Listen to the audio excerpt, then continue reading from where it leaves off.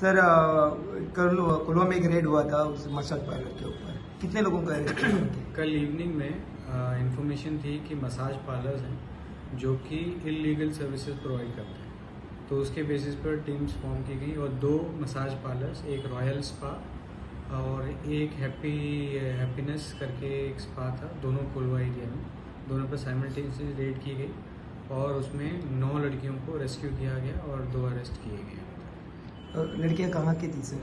लड़कियां अलग अलग जगह की हैं, कुछ कर्नाटका की हैं, कुछ बंगाल की हैं, एक नेपाल की भी है, तो ऐसे ऐसे अलग अलग जगह की लड़कियां हैं। अभी इस वहाँ पर लॉक बंद किया है वो पूरा? वो अभी लीगल एक्शन किया जाएगा, डॉक्यूमेंट्स वेरीफाई करके, बाकी जो भी चीज़ें हैं उसके ऊपर फर्दर लीगल एक्शन लिया जाएगा। किनके ऊपर एफआईआर किया है? एफआईआर जो चला रहे हैं मसाज पार्लर, जो उन्होंने लीज पे लिया हुआ है, उनके ऊपर एफआईआर किया। लीज पे था वो? Thank you. वो चलाने वाले गोवन है या बाहर है? एक केस दोनों बाहर के ही हैं। दोनों बाहर के।